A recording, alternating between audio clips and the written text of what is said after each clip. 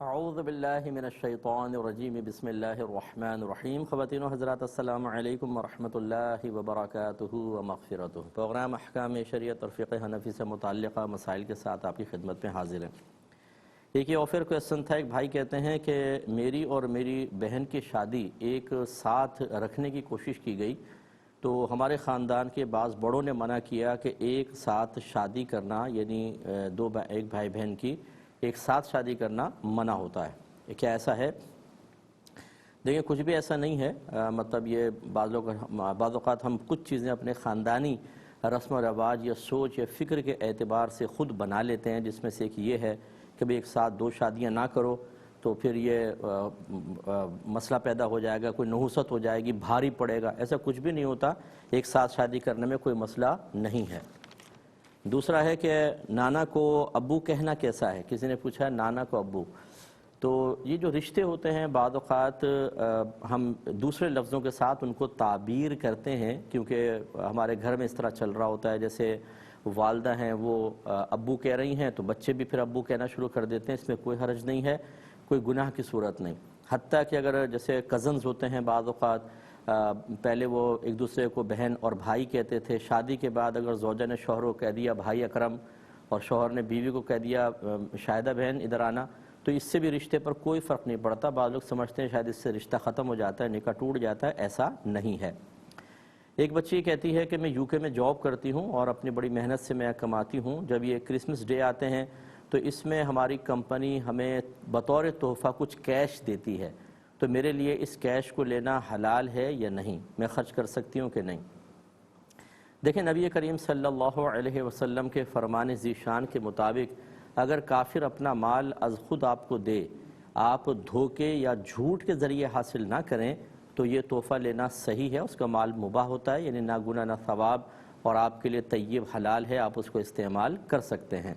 صرف یہ ایک ڈاؤٹ آپ کے ذہن میں ہوگا کہ اس قسم کے ایونٹس جو ہوتے ہیں جو غیر مسلمین کے ساتھ خاص ہیں، اس کے لیے اس میں بطور تحفہ دے رہے ہیں، تو بہرحال اس سے بھی کوئی فرق نہیں پڑے گا، یہ آپ استعمال کر سکتے ہیں، اس میں کفر و شرک کا کوئی پہلو نہیں ہے۔ ایک بھائی نے کہا کہ میں کلمہ پاک پڑھ رہا تھا، لا الہ الا اللہ محمد رسول اللہ، جب محمد کہا تو میرے ایک دم دھیان میں، یعنی اللہ کی طرف میرا دھیان چلا گیا، تو کیا اس سے کوئی کفر وغیرہ لازم تو نہیں آیا؟ تو دیکھیں، اس سے کوئی کفر لازم نہیں آتا۔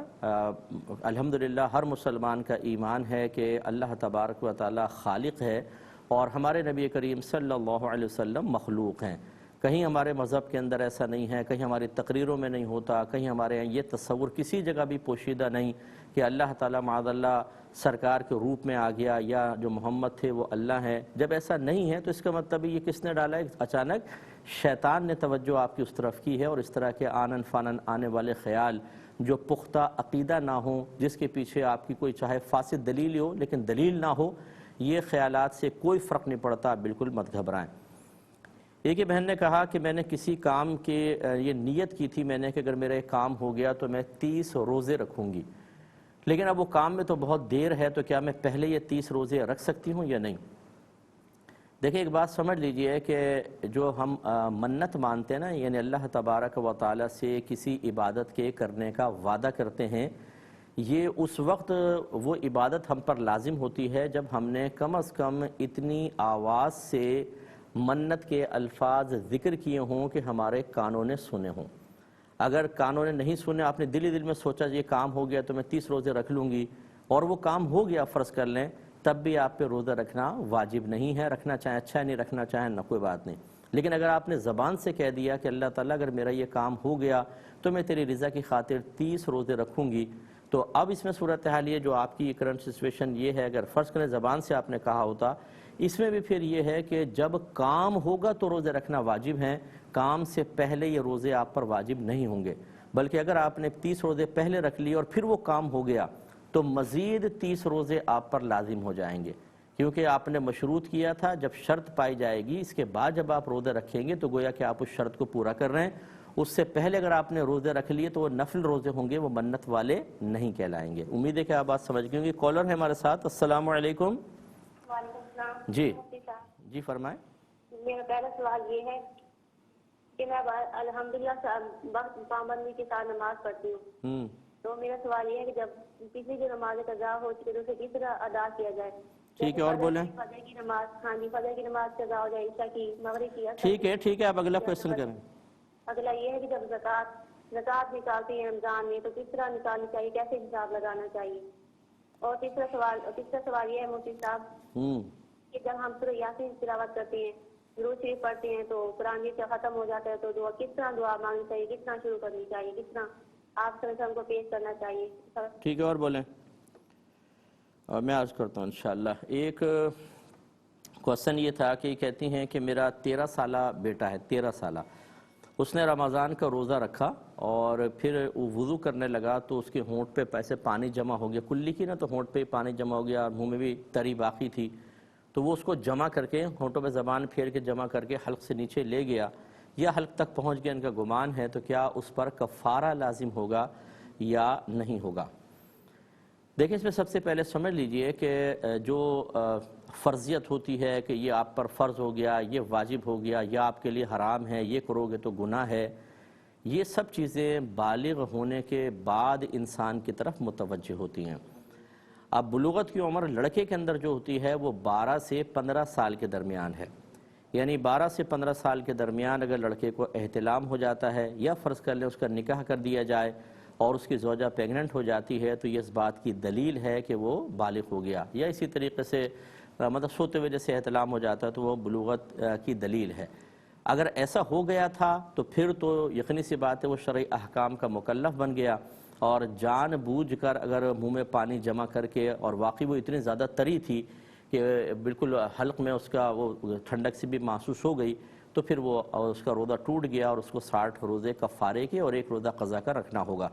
لیکن ابھی وہ 13 سالہ ہے فرض کر لیں اور بالغ نہیں ہوا، یہ جو میں نے بتایا آثار بلوغت کو ظاہر نہیں ہوئے، تو روزہ تو ٹوٹا، اس کا اس کو بعد میں 1 روزہ قضا رکھ لے لیکن کفارہ لازم نہیں ہوگا. تو اب یہ بچے سے معلوم کرنا ہوگا کہ وہ بالغ ہوا ہے یا نہیں ہوا. ایک اور کالر ہے. السلام علیکم. السلام علیکم ورحمۃ اللہ. جی وعلیکم السلام. جی صاحب، میرا پہلا کوشچن یہ کہ اگر نماز سے پہلے کسی نے کھجور وغیرہ کھائی ہو اور نماز کے دوران کھجور کا کوئی ذرہ یا مٹھاس حلق سے نیچے اتر جائے تو نماز کے فساد کا کیا حکم ہوگا؟ تو بولو اور بولو. دوسرا کوشچن یہ کہ اگر کوئی شخص اپنے والدین کی طرف سے اپنے مال میں سے نفلی صدقہ ادا کرے تو کیا اس طرح اس کے والدین کو نفلی صدقے کا ثواب ملے گا؟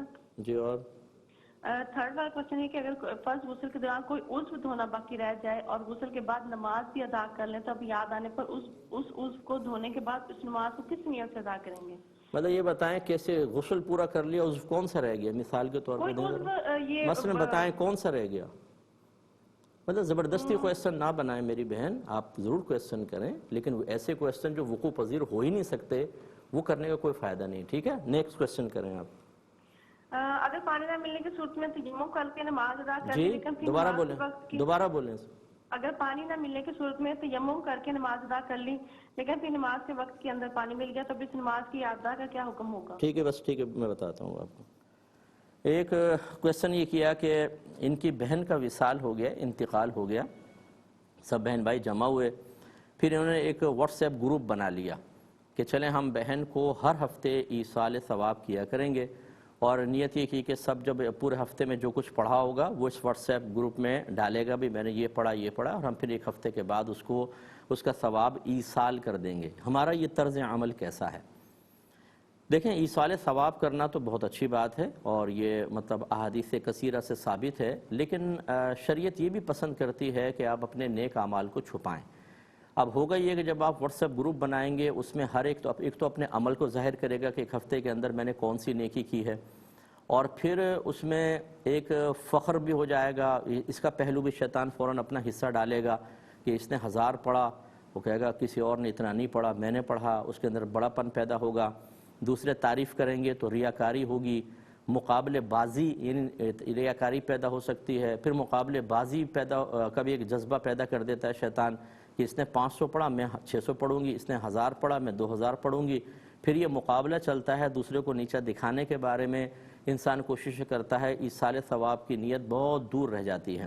خلاصہ کلام یہ ہے، کہنے کا مطلب یہ ہے کہ آپ لوگ ایسے نہیں ہیں کوئی کہ بہن بھائی ایک دوسرے کو بھیجیں گے تو ترغیب ملے گی پھر سامنے والا پڑھے گا، یہ نہیں ہوتا. آپ بس ایسا کریں کہ اپنے گھر میں اس کو پڑھیں پڑھنے کے بعد اتنا کہہ دیں بھی جو کچھ پڑھا اس کو ثواب ایصال کر دیں، پھر ایک ہفتے میں ایک دفعہ کوئی اجتماعی دعا کر کے ایصال ثواب کر دیں، یہ کافی. ایک مختصر سا بریک لیں گے، ہمیں یقین ہے ہمارے ساتھ ہی رہیں. بسم اللہ الرحمن الرحیم. ایک کالر ہمارے ساتھ ہیں. السلام علیکم. وعلیکم السلام. جی بھائی جان.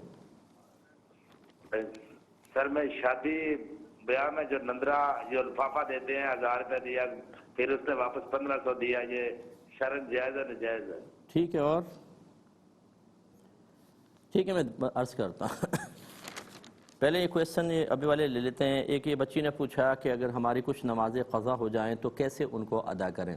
دیکھیں ویسے ادا کرتے ہیں جیسے عام ہم نمازیں ادا کرتے ہیں، بس قضا جو ہوتی ہے وہ صرف فرائض کی ہوتی ہے یا واجبات کی ہوتی ہے.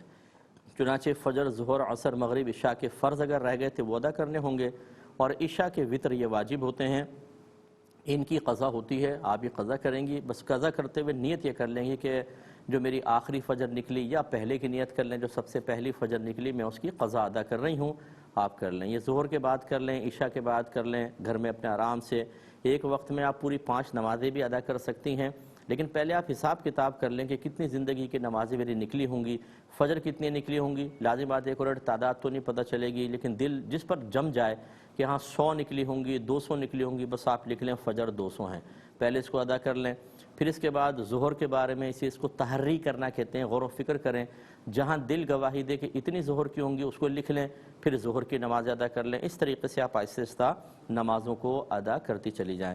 ایک انہوں نے پوچھا کہ یہ زکوٰۃ کا حساب کیسے کرنا چاہیے. یہ آپ بظاہر بہت چھوٹا سا کویسچن کرتے ہیں، لیکن یہ اس کا جواب جو ہے نا وہ تقریباً 1 گھنٹے پر محیط ہوگا. اگر میں جواب صحیح آپ کو جواب دینا چاہوں، اس کے لیے آپ یوٹیوب پہ جائیے گا، اس پہ لکھیے گا زکوٰۃ کے مسائل بائے مفتی اکمل، اور سرچ کیجئے گا، وہ اس میں آ جائیں گے کلپس اور بیان اس میں آئے گا. وہ پورا آپ پہلے سنیں، اس کے بعد پھر آپ کو پتہ چلے گا. کیونکہ یہ کہنا بہت آسان ہے زکوٰۃ کا حساب کیسے کریں. اس کے لیے سونا بھی دیکھنا ہوتا ہے، چاندی دیکھنی ہوتی ہے، مال تجارت ہے، اس کے علاوہ کیش ہے، پرائز بانڈ ہے، کتنے عرصے پہلے تھے، وہ تاریخ کیا تھی، کب سال پورا ہوا، کب نہیں ہوا، کتنے عرصے سے آپ نے زکوٰۃ ادا نہیں کی. اسی لیے میں آپ سے گزارش کرتا ہوں خدا را اپنی آخرت کی فکر کریں، اور بنیادی مسائل آپ ضرور پہلے ہی سیکھ لیں.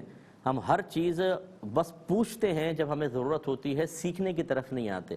تو آپ سیکھیں، پھر کچھ رہ جائے تو پھر ضرور علماء سے رجوع کریں. آپ کے لیے آسانی ہوگی، آپ کو سمجھنا بھی آسان ہوگا.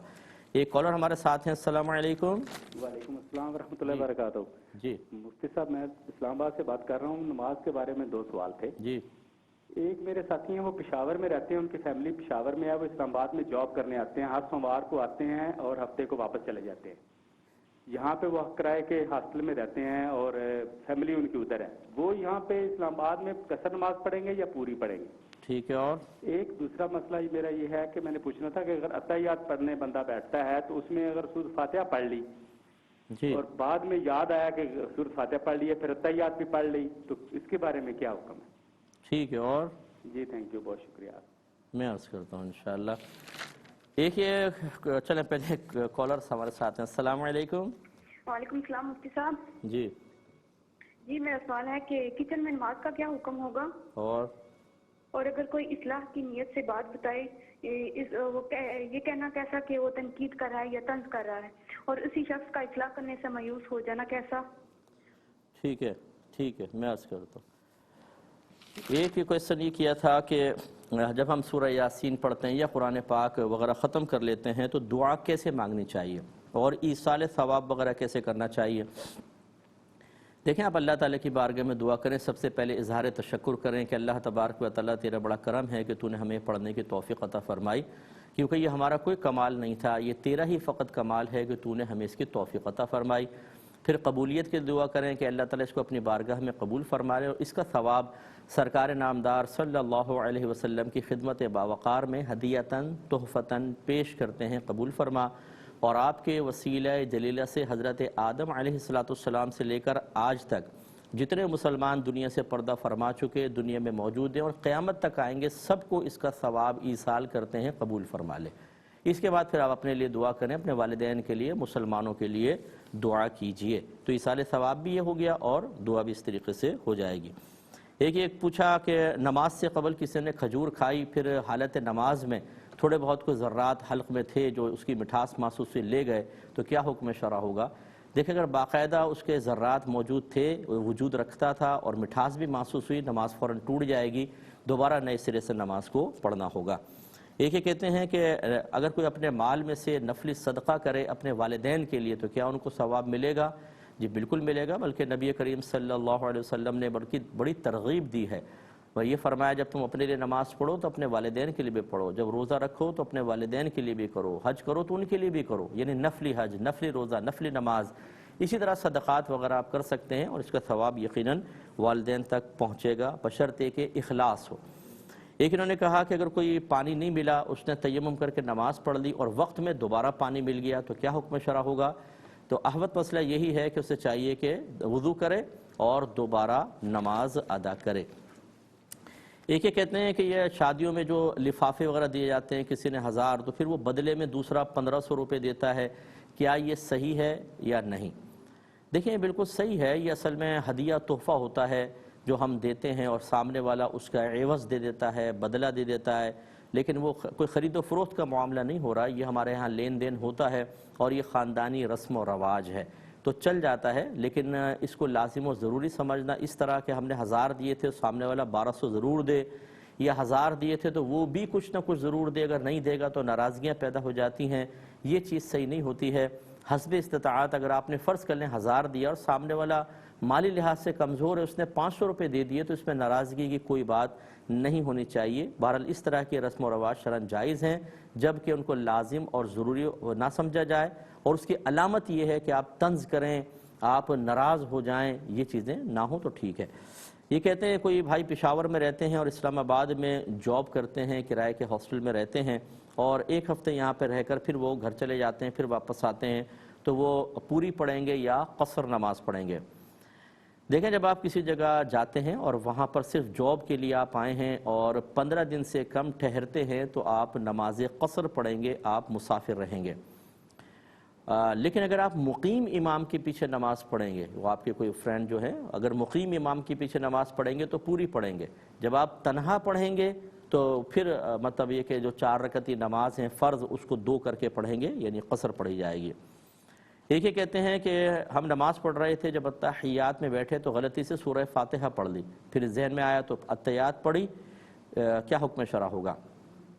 دیکھیں اگر قیام کے علاوہ قرآن عظیم قرآن کی نیت سے کسی بھی آپ رکن میں ادا کریں گے تو سجدہ صاحب واجب ہوتا ہے۔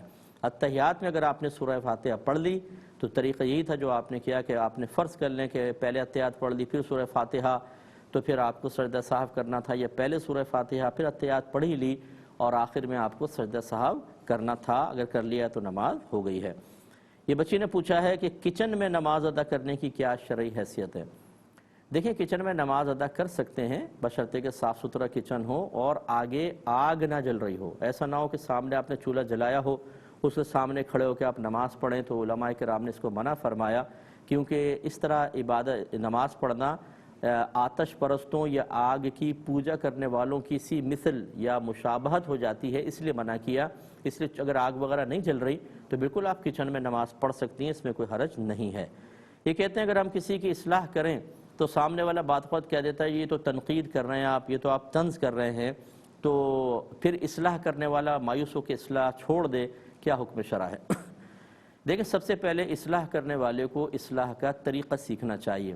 بعض اوقات ہم اصلاح کے نام پر واقعی طنز کر رہے ہوتے ہیں، سب کے سامنے ایک دم اصلاح کر کے سامنے والے کو ذلیل کر رہے ہوتے ہیں۔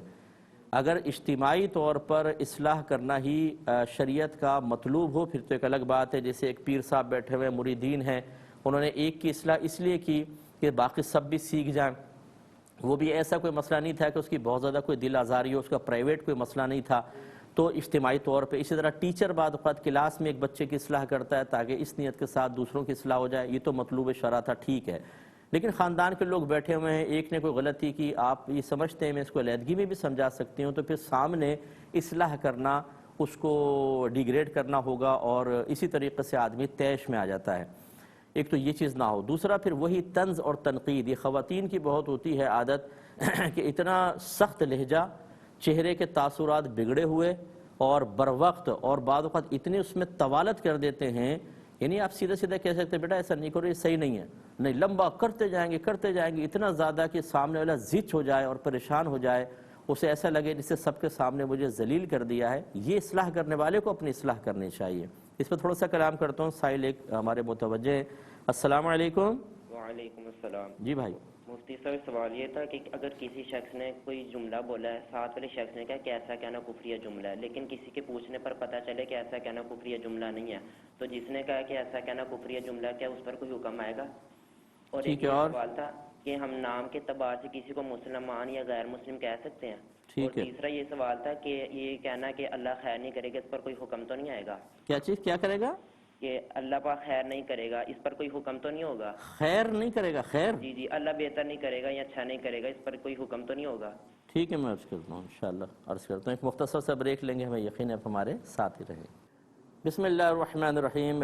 چلے پہلے کال لے لیتے ہیں۔ السلام علیکم۔ السلام علیکم۔ جی وعلیکم السلام۔ جی مجھے یہ مفتی صاحب پوچھنا ہے کہ فجر کی نماز کے بعد عصر، مغرب، ظہر، عشاء کی نماز کی قضا بھی پڑھ سکتے ہیں؟ جی، اور میں بتاتا ہوں انشاءاللہ۔ تو ہم یہ بات عرض کر رہے تھے کہ اگر سب کے سامنے مطلوب شرع نہیں تھا، آپ نے سب کے سامنے اصلاح کی، اصلاح کرتے ہوئے آپ کا لہجہ سخت تھا، اصلاح کرتے ہوئے آپ اس سختی کے ساتھ اسے گرفت کر رہے ہیں، گویا کہ ایک طرح سے ذلیل کرنا ہوا، اس میں اگر کوئی یہ کہتا ہے یار تم تنقید کر رہے ہو یا طنز کر رہے ہو، تو پھر تو وہ صحیح کہہ رہا ہے نا۔ تو اس لیے اصلاح کرنے والے کو چاہیے، مصلح کو چاہیے کہ وہ اپنی بھی اصلاح کرے، وہ تبلیغ دین کا طریقہ سیکھے اور پھر وہ بالکل تبلیغ کرے۔ آپ فرض کر لیں کہ آپ نے تمام لوازمات کا خیال کیا، نہ مطلب سب کے سامنے نہ کوئی لہجہ سخت ہے، نہ چہرے کے تاثرات بگڑے ہوئے ہیں، بروقت اور صحیح اصلاح کی ہے، اب سامنے والا اس کو تنقید کہے یا طنز کہے تو اس کی غلطی ہے۔ اور اس طرح کسی کے غلط رسپانس یا غلط رد عمل پر تبلیغ دین کو ترک کر دینا، یہ خلاف سنت اور خلاف شرع ہے۔ ہمت رکھیں، ایسا ہی ہوتا ہے، بعض اوقات انسان تبلیغ کرتا ہے، دیکھیں نا انبیاء علیہم السلام کی تبلیغ کے جواب میں کفار نے کیا کچھ نہیں کیا، لیکن کیا نبی کریم صلی اللہ علیہ وسلم مایوس ہوئے؟ ہرگز نہیں۔ ہاں، جب اللہ تبارک و تعالیٰ نے بعض کفار کے بارے میں خود ارشاد فرما دیا کہ آپ ان کو اب تبلیغ کریں نہ کریں، ان کے دلوں پہ مہر لگی ہوئی ایمان لانے والے نہیں ہیں، تو نبی کریم نے ترک تبلیغ فرمائی، وہ بھی اللہ کی اجازت اور حکم سے، ان خاص لوگوں کے لیے کہ جو مطلب بالکل اپنی نافرمانیوں میں آخری حدود تک چلے گئے تھے۔ ورنہ چونکہ ہمیں نہیں پتا، ہم پر کوئی وحی نہیں آئے گی، اس لیے ہمیں مایوس نہیں ہونا چاہیے۔ تھوڑا سا گیپ کر دیں، اگر آپ مسلسل کسی کو تبلیغ کر رہے ہیں اور وہ ناراض ہو رہا ہے تو تھوڑے عرصے چھوڑ دیں اس کو، پھر اس کے بعد تبلیغ کریں احسن طریقے سے، لیکن مایوس ہرگز نہیں ہونا چاہیے۔ ایک یہ کویسچن کیا گیا تھا کہ اگر کسی نے کوئی کفریہ جملہ کہا، مطلب کوئی جملہ کہا، سامنے والے نے کہا بھئی یہ کفریہ جملہ ہے، تو اس نے توبہ وغیرہ کر لی، بعد میں کسی سے پوچھا، اس نے کہا اس میں تو کوئی کفر نہیں ہے، تو جس نے کہا تھا کفریہ جملہ ہے اس کے لیے کیا حکم شرع ہوگا؟ دیکھیں، اب وہ کون تھا کون نہیں تھا، یہ تو ہو سکتا ہے کہ وہ عالم دین ہوں، صاحب علم ہوں، انہوں نے کہا بیٹا یہ کفریہ جملہ ہے، احتیاطاً تجدید ایمان یا تجدید نکاح کروا دیا، توبہ کروا دی۔ وہ کسی اور عالم کے پاس گیا، انہوں نے اپنے علم اور اپنی سوچ اور فکر کے اعتبار سے اس کو دیکھا اور کہا کلمہ کفر نہیں ہے، تو دونوں پر کوئی الزام نہیں ہے، کیونکہ انہوں نے بھی اپنے علم کے مطابق اس کو کلمہ کفر قرار دیا، دوسرے نے بھی علم کے مطابق جواب دیا۔ تو اب یہ نہیں ہے کہ ہم کہیں کہ اس کا جواب بالکل صحیح ہے، دوسرے کا غلط ہے۔ کیا اسٹینڈرڈ، کیا معیار ہے آپ کے پاس کہ ان کا غلط ہے یا ان کا غلط ہے؟ تو دونوں اپنی جگہ بالکل صحیح ہیں، آپ کو احتیاطاً توبہ کرنی چاہیے تھی۔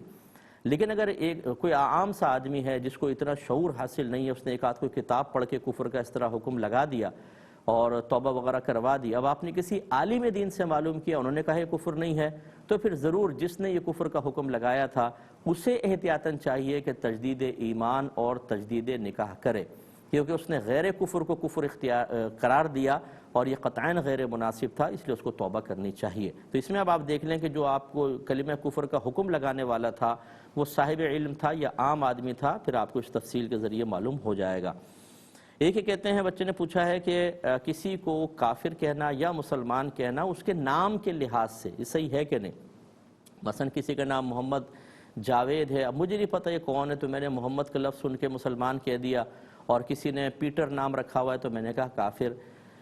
تو دیکھیں بالکل آپ اس میں اگر خطا بھی کر لیتے ہیں تو آپ بالکل قابل گرفت نہیں ہوں گے۔ مثال کے طور پہ کرسچن شخص سے اس نے اپنا نام محمد احمد رکھ لیا، فرض کر لیں، تو آپ تو اس کو نام سے ہی مسلمان سمجھیں گے. اب آپ نے مسلمان سمجھا تو اس میں آپ کی کیا گرفت؟ اسی طریقے سے کسی نے انگریزوں والا کوئی نام جوزف رکھ لیا، پیٹر رکھ لیا، مائیکل رکھ لیا، تو یہ اکثر کرسچنس کے نام ہوتے ہیں. اس میں اگر آپ کا گمان ہوا کہ ایک مسلمان نہیں بلکہ کرسچن ہے، حالانکہ وہ مسلمان تھا، تو آپ پر کوئی گرفت نہیں ہے، کیونکہ نام ہمارے ہاں اور مخصوص نام یہ کسی شخص کے ایمان یا کفر کے اوپر باقاعدہ ایک علامت ہوتے ہیں، اور ہم تو ظاہر کے مکلف ہیں. ہمیں کیا پتا کہ کون کیسا ہے کیسا نہیں ہے؟ یا تو مطلب ظاہری اعمال دیکھ کر، جیسے کوئی مسجد میں آتا جاتا ہے تو میں کہوں گا یہ مسلمان ہے، قربانی کر رہا ہے، حج زکوٰۃ ادا کر رہا ہے تو میں مسلمان کہوں گا، یا نام سے پہچانوں گا. تو ظاہر میں جیسا ہوتا ہے اس کے مطابق آپ نے گمان کیا، لہٰذا آپ کی کوئی گرفت نہیں ہوگی. ایک یہ کہتے ہیں کہ یوں کہنا کہ اللہ خیر نہ کرے گا، حکم کیا ہے؟ دیکھیں اس کے سیاق و سباق کے بغیر ہم حکم نہیں بیان کر سکتے. مثال کے طور پہ کوئی کسی کو کہہ رہا تھا کہ یار مایوس نہ ہو، اللہ خیر کرے گا. اسی کے گھر والے جو بہت ہی مایوس تھے انہوں نے کہا بھائی اللہ کوئی خیر نہیں کرے گا. اس طرح مایوسی کے جملے کہنا یا کسی کو مایوس کرنا یوں کہ یار یہ کوئی گناہ گار ہو، اس نے کوئی ایسا کیا تو ہم نے کہا اللہ خیر کرے گا، تو ایک نیک سمجھنے والے نے کہا اس کے ساتھ اللہ خیر نہیں کرے گا، یعنی اتنا گناہ گار ہے کیوں اللہ خیر کرے گا. اس طرح کے جو جملے کہنا یہ بہت ہی سخت قابل گرفت جملے ہیں، ایسا ہرگز نہیں کہنا چاہیے. اب آپ کس تناظر میں یہ سوال کر رہے ہیں وہ مجھے پورا پس منظر پتہ چلے تو ہم سے یہ حکم دے سکتے ہیں. لیکن بہرحال اللہ تعالیٰ کی رحمت سے کسی کو مایوس کرنا یہ شرعاً بہت سخت قابل گرفت ہوتا ہے. کسی کو مایوس نہ کریں. آپ ضرور مطلب ایک گناہ گار بھی ہے تو گناہ کا احساس دلائیں، اچھی مثالوں سے اس کو نیکی کی طرف مائل کریں، لیکن اللہ کی رحمت سے مایوس نہیں کرنا چاہیے. یہ کہتی ہیں کہ کیا ہم فجر کی نماز کے بعد اپنی سابقہ فجر، ظہر، عصر، مغرب، عشاء کی قضا نماز ادا کر سکتے ہیں کہ نہیں؟ جی بہن بالکل ادا کر سکتے ہیں. فجر کے وقت شروع ہونے کے بعد سنت فجر کے علاوہ کوئی نفل نہیں پڑھ سکتے جب تک کہ سورج طلوع نہ ہو جائے، ٹھیک ہے؟ اور فجر کے فرض پڑھیں گے. فرض سجدہ یا کوئی واجب سجدہ منع نہیں ہوتا، لیکن یہ علماء نے فرمایا کہ سب کے سامنے نہ کریں بلکہ چھپ کر کمرے کے اندر اپنا اندر پڑھیں، کیونکہ قضا نماز ادا کرنا اگر کوئی اس پر مطلع ہوتا ہے تو چونکہ قضا کرنا نماز کا گناہ تھا اور گناہ کو کسی کے سامنے ظاہر کرنا بھی ایک گناہ ہوتا ہے تو اس سے گناہ گار ہوں گے. تو چھپ کے ادا کرنا چاہیں تو کریں، اس وقت میں قضا نماز منع نہیں ہوتی ہے. ایک اور کالر ہمارے ساتھ ہیں. السلام علیکم. السلام علیکم مفتی صاحب. جی وعلیکم السلام. بہن ٹی وی کی آواز، یہ 18واں سال چل رہا ہے میرے پروگرام کو، ٹی وی کی آواز کی فریاد کر کر کے تھک گئے ہم لوگ کہ ٹی وی کی آواز بند کر دیں آپ. جی مفتی صاحب میرا سوال یہ ہے کہ اکثر ہم لوگ قرآن پاک وغیرہ پڑھتے ہیں تو اس وقت جو سجدہ تلاوت آتی ہے وہ اس وقت نہیں کر پاتے ہم لوگ. جی تو یہ حکم ہے کہ بعد میں ہم لوگ جیسا اکٹھے اگر پورا قرآن پاک پڑھ لیا ہے تو 14 سجدے اکٹھے کر سکتے ہیں، ٹھیک ہے، ایک ہی نیت کے ساتھ یا الگ الگ کرنا ہوگی؟ ٹھیک ہے. اور چلے میں بتاتا ہوں. دیکھیں پہلی بات تو یہ کہ جیسے ہی آیت سجدہ پڑھیں مستحب ہے کہ فوراً سجدہ کر لیں اگر مکروہ وقت نہ ہو، ٹھیک ہے نا؟ مکروہ وقت میں تو تلاوت بھی نہیں کرنی چاہیے، بہتر نہیں ہوتی. لیکن اگر مکروہ وقت نہیں ہے تو آپ اور باوضو ہونے چاہیے، یاد رکھیں، کیونکہ اگر آپ حافظ قرآن ہیں مثلاً تو زبانی قرآن پڑھنے کے لیے کوئی وضو تو لازم نہیں ہوتا، لیکن آیت سجدہ اگر آ گئی ہے اور آپ نے پڑھ لی تو سجدہ کرنے کے لیے بہرحال وضو لازم ہوتا ہے، تو باوضو ہونے چاہیے اور فوراً سجدہ کر لیں، یہ بہتر ہوتا ہے. اگرچہ ایک ساتھ بعد میں 14 سجدے کرنا بھی جائز ہے، لیکن بہتر ہم پہلے کیوں کہہ رہے ہیں؟ اس لیے کہ کیا گارنٹی ہے کہ آپ آخر تک زندہ رہیں گی؟ ہو سکتا ہے کہ درمیان میں موت آ جائے تو 2-3 سجدے آپ پہ واجب تھے اور آپ ادا نہ کر سکیں، اس لیے نیکی کا موقع ملے تو جلدی کرنی چاہیے. تو اور ایک سجدہ کرنے میں جاتا کیا ہے؟ آپ نے قرآن پاک کی تلاوت کی، کھڑے ہو جائیں تو بہتر ہے، ورنہ بیٹھے بیٹھے ہی اللہ اکبر کہہ کے سجدے میں جائیں، سجدے کی تسبیحات پڑھیں، اللہ اکبر کہہ کے سیدھی بیٹھ جائیں، ہو گیا.